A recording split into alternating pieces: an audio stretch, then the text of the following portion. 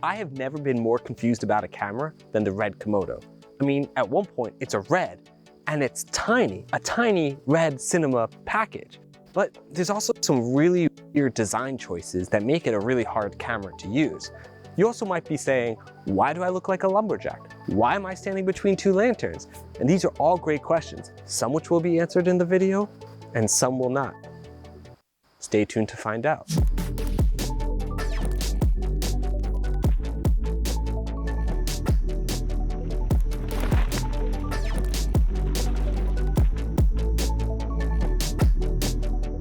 Now, I've been using the Red Epic Dragon for the last 6 years. When they announced the Red Komodo, I sold that camera because I knew this was the camera I needed to have.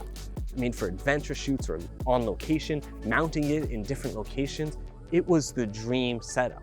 But now that I've had it for about a month and I've been using it, I'm a little confused. Now, this is a beta camera, so I'm not going to talk about its final image, but I'm going to mainly talk about the hardware and some of the aspects that I wish they changed. The camera is tiny. That, combined with the global shutter, means the Komodo is a camera that's begging to be mounted in unusual ways and moved. It even fits on a Ronin S gimbal. The SDI output on the back was a good decision for solid connections. Another feature I'm really enjoying is the app. Now, a camera app to wirelessly see your stream isn't that unusual today, but this one is super fast. I feel like there's a very little delay from when I'm looking there into what I'm seeing right here. Also, it has a really good rack focusing system where it feels like I have a little rack focus wheel on the app, and it's actually a joy to use. But yeah, I can kind of see myself, I can pull focus. So you can see there's kind of like this wheel here, the main image there. And I also like the red bars in the app when you're recording so you really know. So let's bring myself in. Awesome, that's so cool. Even though I really did enjoy using the app, one issue I found though was the rain. It felt like if I was more than 10, 15 feet away, it just wasn't always sharp, it wasn't always as quick, and I felt like it fell off pretty quickly, and I feel like that's kind of a big issue. But sadly, this is where my praise stops. Let's start with the batteries. When Jared, president of Red, teased the Komodo, he kept saying BP batteries. Now, I own a Canon C200 that was released in 2017, but that used the new BP-A batteries. So obviously the Komodo released in 2020 would use the new batteries, right? No, they don't. The Komodo uses the old BP batteries. What? Literally, I'm telling you, I almost returned it right then. BP batteries are hard to find. Why didn't they even make it a removable backplate that allows you to mount whatever you want? I think I would have even preferred a V-mount adapter on the back just to throw on the new V-mount micro batteries. There are companies coming out with adapters for the back of the Komodo, but that just makes the camera even larger. I will say the BP-60 batteries do last forever, but I would assume the BP-A batteries would as well. I will say it is nice that the camera will charge the batteries while plugged in with the AC adapter. Another thing is the media. They are using CFast 2.0. Now, maybe I shouldn't complain here because CFast is way better than their overpriced Red Mags, but CF Express cards are newer, smaller, and faster. This camera has one card slot. One! Especially when people keep calling the Komodo a crash camera or movement camera, it would be nice to have redundant recording. If they used the CF Express, it might have had enough room for a dual card slot. This looks kind of like a green screen behind me, but this is real forest. I do promise here. See, that is real. I don't know, does that make it more real? From my view over here, it just looks very fake. But it's real, I promise, it's real. That's why I'm wearing my lumberjack shirt, see? Because we're in the forest, you wear lumberjack shirts. The screen on the top, I kind of have mixed feelings about. At one point, it's a really awesome way to control the camera that's always there. You don't have to plug in yet another screen. I don't know what just fell. But besides that, it's kind of frustrating to use because it doesn't give you much feedback. There's no speaker that I know of, so there's no beeps or sounds when you hit record, so you're always double checking. There's no haptic feedback like vibrations on your phone. And I think those types of things make it not really a pleasure to use. You never really feel satisfied. There's plenty of times where my you know, sweating hands or gloved hands or wet hands or any type of hands that aren't in perfect situations are just missing the buttons. And it just doesn't give me confidence that I can quickly change, accurately change. I feel like I'm always changing and then looking back. Then in terms of using the camera, I have an external monitor on top right now, and I think I would really love that back screen that's on the top, I should say, top screen, to flip forward like that. If there was a hinge that can go like that, it would make it at least for a super run and gun, small setup, just to be able to see what you're doing. But because it doesn't, you have to have another screen on top. Otherwise you're trying to film, you know, looking down on top of it like that, and that's not fun for you, that's not fun for me, that's not fun for anybody. Even trying to look back at your clips, it's really nice that you can go and scrub with your finger back and forth between the clips. It works really, really nicely. But if there's no speaker and I can't hear, just to double check that I got sound, it again makes recording into the camera just a little bit more difficult.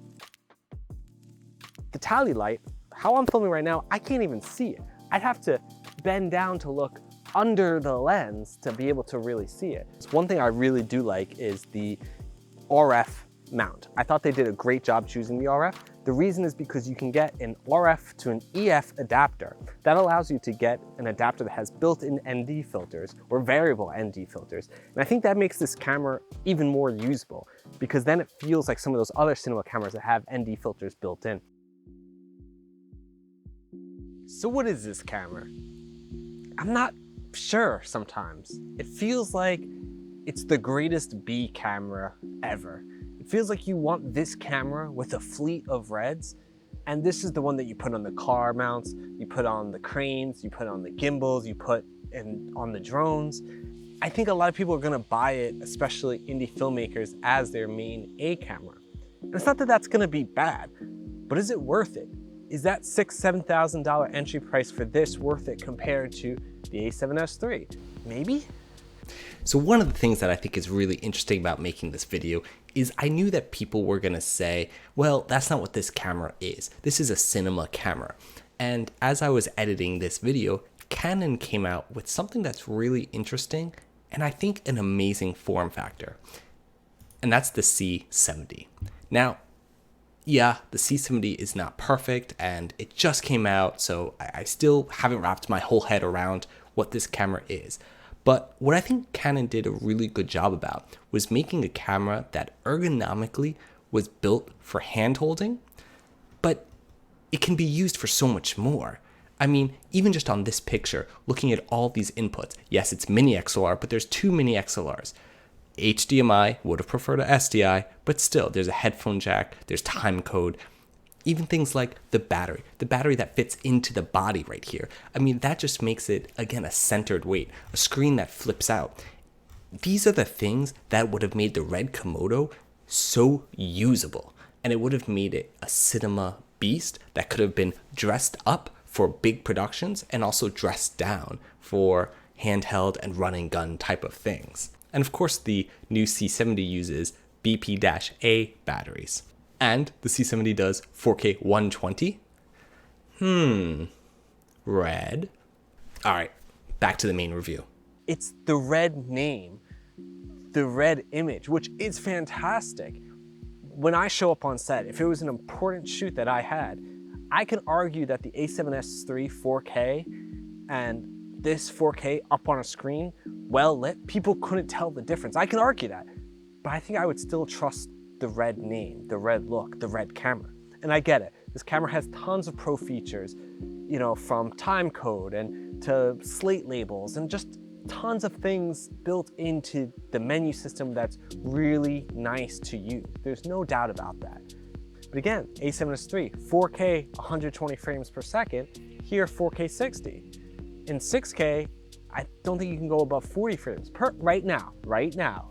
But it just doesn't feel like this does anything spectacular except for being a Red that's smaller. That's a chipmunk over there making that sound. I wish Red pushed the boundary. You know, the lack of in-body image stabilization is something that would be amazing if you're, again, moving with this camera. And I think this camera is meant to be moved. I know that sounds silly, but it's meant to be on the go with the global shutter. But don't mistake this whole video as that I don't think it's a great camera. I do. I just think it's in a gray zone between things. I think it's, once again, an amazing time to be a filmmaker. Gear is not an issue anymore. Gear is the last thing. It's about creativity, location, lighting, sound. Those are the things that are gonna matter. What's more exciting though is what this means for DSCM3. I think that this shows a lot of promise, especially they're pushing the autofocus on this, especially the little bit of better low light, little bit better that I've seen from previous Red cameras. I hope that their next major cinema camera announcements are going to just kill it. What do you think? Am I completely wrong? Is this the best camera to ever come out?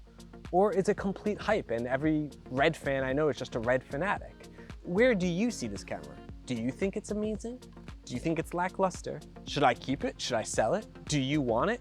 So thank you so much for watching. If you made it this long, I don't know why you're still watching because I am getting bit up by mosquitoes. So I'm probably gonna end it now, but I appreciate your time. Thank you.